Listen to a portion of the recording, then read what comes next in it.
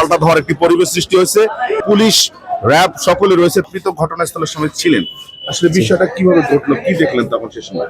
আসলে আমরা দোকানে বসেছিলাম, তো তখন আমাদের কাস্টমার ছিল।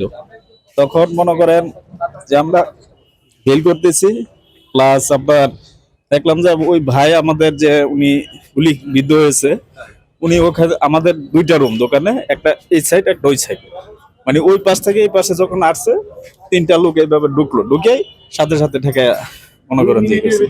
মানে আধা মিনিট এভাবেই করে তারা বেরোয় চলে গেল। আমাদের সুযোগ মানে হয় না যে আমরা আবার ভয়ে আমরা আবার সবাই বাইরে হয়ে চলে গেছি। সিসি ফুটেজে দেখলাম তিনি প্রথমে ফোনে কথাপতন অবস্থায় লুটে পড়ে যায়। হ্যাঁ, উনি ওই পাশ থেকে যখন এদিকে ফোনে কথা বলে আসতেছিল যে উনি ভিতরে চলে যাবে, তখনই ওনার সময়টুকু ওই সাথে সাথে এই তিনটা লোক ঢুকে গেছে। গোলাম কিবরিয়ার সাথে কয়জন লোক ছিল? উনি একাই ছিল। একাই ছিল? হ্যাঁ। ভিতরে যখন প্রবেশ করে সন্ত্রাসীরা কতটুকু সময় ডিফারেন্সে চলে আসে? ওই ভিতর থেকে যখন উনি এই পাশে আসে যেখানে পারে যে তাকে আক্রমণ করে, ওই পাশ থেকে উনি বের হয়ে যখন ভিতরে চলে যাওয়ার চাই, তখন মনে হয় যে আধা মিনিটও সময় দেয় নাই। ওই মুহূর্তে এই গেট দিয়ে ঢুকে কাস্টমার ছিল, কাস্টমার শুধু তাকেই ছিল।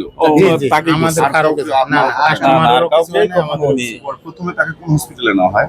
প্রথমে এই যে ইসলামী হসপিটাল। ইসলামী হসপিটাল। এই দোকানের মালিক কি উনি? না, উনি ওনার বন্ধু, মালিকের বন্ধু। কি পদে আছে এখানে? উনি হলো আপনার বিএনপি যুব দলের সদস্য সচিব। চিকিৎসক বা দায়িত্বরত যারা ছিলেন তারা কিন্তু তাদেরকে রেফারেন্স করে সরারদি হসপিটালে গেলে সেখানে তিনি শেষ নিঃশ্বাস ত্যাগ করেন। সে বিষয়টি নিশ্চিত করেন মহানগর উত্তরের যে আহ্বায়ক আছেন জনাব আমিনুল হক। তিনি কিন্তু জানিয়েছেন যে তিনি সেখানে শেষ নিঃশ্বাস ত্যাগ করেন এবং তার মরদেহ নেতর দেহ এখন পড়ে গেছেন সেই সরারদি হসপিটালে। কিন্তু এলাকায় এখনো এই শিবলোক মোড়ে একটি বিশৃঙ্খলা হওয়ার সৃষ্টি বা পরিস্থিতি আমরা অনুমান করতেছি।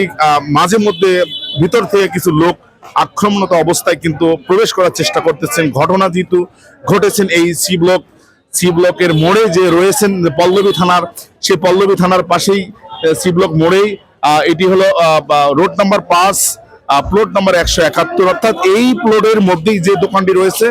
আর দর্শক দুঃখিত, আমরা প্রথমে যে বলেছিলাম দোকানের মালিক উনি না ওনার বন্ধু, এই দোকানের মালিক উনি কিন্তু সন্ধ্যা মূলত এখানে বসে থাকে প্রায় সময়। আজকে যে 6:42 যারা অস্ত্রধারী এখানে অস্ত্র নিয়ে তাকে যে দুর্বৃত্তরা যে গুলি করেন এবং তাকে যে শুট করেন, প্রথমে তিনি কিন্তু মোবাইলে কানে নিয়ে কিন্তু ফোনে কথাবার্তা অবস্থায় কিন্তু তাকে এই সন্ত্রাসী বাহিনী কিন্তু গুলি করেন এবং তিনি প্রথমে বাঁচার চেষ্টা করে গেটের দিকে যখন মুভ করেন তখনই কিন্তু এলোপাতাড়ি গুলি করেন। তবে এলাকার এই বর্তমান পরিস্থিতি একেবারে উত্তপ্ত অবস্থায় রয়েছেন, যেহেতু রাজধানী মিরপুর পল্লবীর এটি মুসলিম বাজার এই ক্যাম্পের পাশেই এই এলাকাটি ঘনবসিত এলাকা। এখানে দেখতে পারতেছে মাঝে মধ্যে লোক গলির ভিতর থেকে প্রবেশ করতেছেন। তবে আইন শৃঙ্খলা বাহিনী কিন্তু কঠোরভাবে সেখানে পর্যবেক্ষণ করতেছেন, কোনো ধরনের যেন বিশৃঙ্খলা না হয় সেদিকে কিন্তু তারা নজরে রেখেছেন এবং সেনাবাহিনীর পাশাপাশি পুলিশ, র্যাব সকলেই কিন্তু রয়েছেন।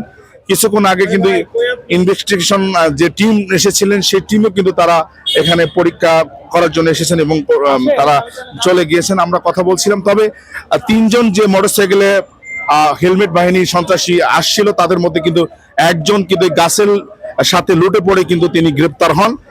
তিনি এখন পল্লবী থানার হেফাজতে রয়েছেন। আমরা এখনো তার নাম পুরোপুরি জানতে পারিনি, তবে তার বয়স আমরা যতটুকু জানতে পেরেছি 15 থেকে 20 বছর, 20 বছরের মধ্যে হবে। তবে সর্বশেষ আপনাদেরকে জানাবো, আমরা এই আজকের এই ঘটনা যে পল্লবী থানার যে আহ্বায়ক, দুঃখিত, পল্লবী থানার যে যুব দলের যে সদস্য সচিব রয়েছেন গোলাম কিবরিয়া, তিনি অত্যন্ত ভালো মনের একজন মানুষ ছিলেন বলে আমাদেরকে স্থানীয় যারা এখান লোকাল পলিটিক্যাল এবং স্থানীয় বাসিন্দা তিনি জানিয়েছেন যে তিনি অত্যন্ত ভদ্রলোক, কিন্তু তাকে আজকে এভাবে যে এই এলোপাতাড়ি গুলি করে মৃত্যুবরণ করতে হলো এর মূল কারণ এখন পর্যন্ত কিন্তু জানা যায়নি। তবে যেহেতু আইন শৃঙ্খলা বাহিনী সকলে উপস্থিত ছিলেন এবং এর বিস্তারিত এবং তদন্ত পূর্বক হয়তো জানা যাবে আসলে এই হত্যার পিছনে এই কার